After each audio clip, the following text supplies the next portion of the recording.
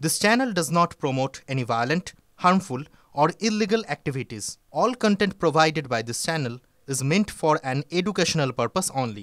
Press corner আর এই মুহূর্তে একটা বড় খবরের দিকে নজর রাখতে হচ্ছে। খাস থানায় শ্লীলতাহানির অভিযোগে পুলিশের জালে এক পুলিশ। পাকচি থানার মহিলা সিভিকের শ্লীলতাহানির অভিযোগে গ্রেপ্তার ওই থানার এসআই কে গ্রেপ্তার করা হয়েছে। গত 5ই অক্টোবর থানায় শ্লীলতাহানির অভিযোগ জানান মহিলা সিভিক ভলান্টিয়ার। আরো বিস্তারিত জানবো সুশোভন আমাদের সঙ্গে রয়েছেন টেলিফোন আমাদের সহকর্মী সুশোভন।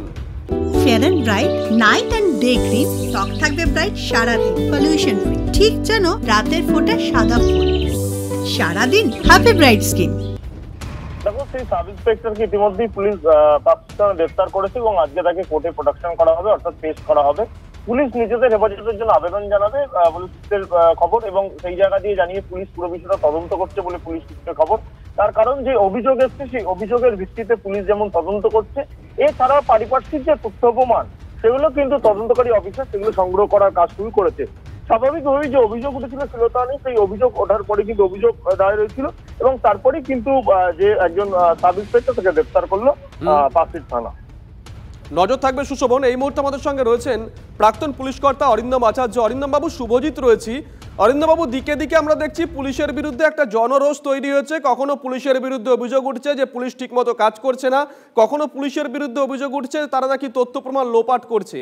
আর তারই মধ্যে এইরকম একটা ঘটনা, পুলিশের ভাবমূর্তি কোথায় গিয়ে দাঁড়াচ্ছে?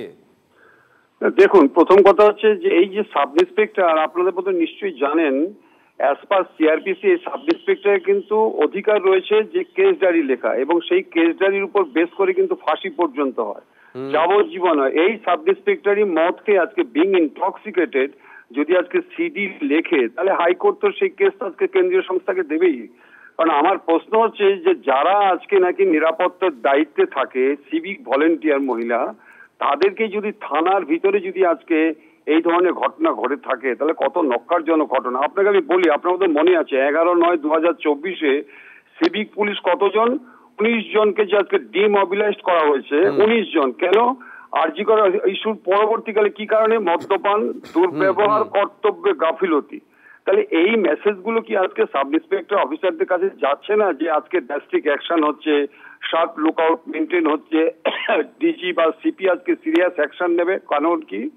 মদ খেয়ে থানার ভিতরে আজকে ডিউটি করছে। আমি তো স্বপ্নে ভাবতে পারি না ভাই, এতগুলো থানার অফিসার ইনচার্জ আমি ছিলাম, আমি রাত্রেবেলা ডিউটি করতে গিয়ে হঠাৎ থানা মারতাম যে কারা ইনটক্সিকেটেড, টেবিলে কি হচ্ছে না হচ্ছে। পার্কস্ট্রিট অফিসার ইনচার্জ যিনি, আমি আপনাকে বলছি, এবং এসি অত্যন্ত ভালো মানুষ। আমি সিন্ধু মার্কেটে যাই, মানুষ কিন্তু বলে, কিন্তু আপনারা দেখুন এই সিভিক পুলিশ কিন্তু তার আগেও তার সাথে দুর্ব্যবহার শুধু নয়, রাত্রেবেলা তাকে ডাকছে এবং জামা কাপড় দেবে বলে, মানে কি অর্ডার সিটিতে পাচ্ছে বলুন।